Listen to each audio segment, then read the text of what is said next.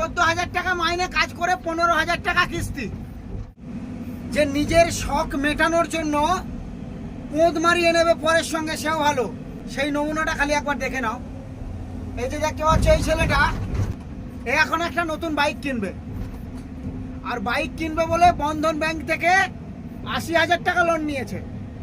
সেই 80,000 টাকা নিয়ে গিয়েছে বাইকের শোরুমে, সেখানে 60,000 টাকা জমা করেছে, আর 2 লাখ টাকার একটা বাইক নিয়ে চলে এসছে।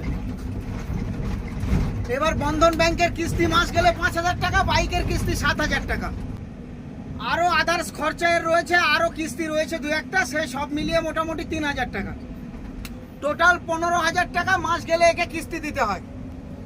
আর এর মাইনে হচ্ছে এখন বর্তমান কিতনা মাইনা है 14,000 না, তো কামা রা 14,000, তো 14,000 টাকা মাইনে কাজ করে 15,000 টাকা কিস্তি।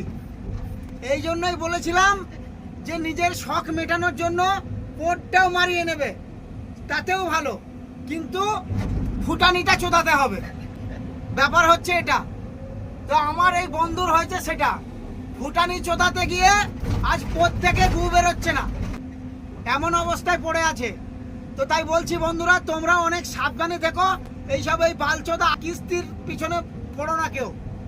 যদি হয় তো নিজের টাকা দিয়ে নেবে, আর নইলে শখ চোদানোর কোনো দরকার নেই, শখ মেটানোর কোনো দরকার নেই। আর এই শখ মেটানোর জন্য নেবে তো এর মতন পোঁদ মারাবে, পোঁদ।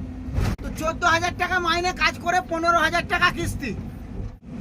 যে নিজের শখ মেটানোর জন্য পোঁদ মারিয়ে নেবে পরের সঙ্গে, সেও ভালো। সেই নমুনাটা খালি একবার দেখে নাও। এই যে দেখতে পাচ্ছ, এই ছেলেটা এখন একটা নতুন বাইক কিনবে, আর বাইক কিনবে বলে বন্ধন ব্যাংক থেকে 80,000 টাকা লোন নিয়েছে। সেই 80,000 টাকা নিয়ে গিয়েছে বাইকের শোরুমে, সেখানে 60,000 টাকা জমা করেছে, আর 2 লাখ টাকার একটা বাইক নিয়ে চলে এসছে। এবার বন্ধন ব্যাংকের কিস্তি মাস গেলে 5,000 টাকা, বাইকের কিস্তি 7,000 টাকা, আরো আদার্স খরচা রয়েছে, আরো কিস্তি রয়েছে 2-1টা, সে সব মিলিয়ে মোটামুটি 3,000 টাকা। টোটাল 15,000 টাকা মাস গেলে একে কিস্তি দিতে হয়। আর এর মাইনে হচ্ছে এখন বর্তমান কিতনা মাইনা है 14,000 না, তো কামা রা 14,000, তো 14,000 টাকা মাইনে কাজ করে 15,000 টাকা কিস্তি। এই জন্যই বলেছিলাম যে নিজের শখ মেটানোর জন্য পোঁদটাও মারিয়ে নেবে, তাতেও ভালো, কিন্তু ফুটানিটা চোদাতে হবে।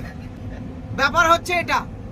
তো আমার এই বন্ধুর হয়েছে সেটা, ফুটানি চোদাতে গিয়ে আজ পোঁদ থেকে গু বেরোচ্ছে না,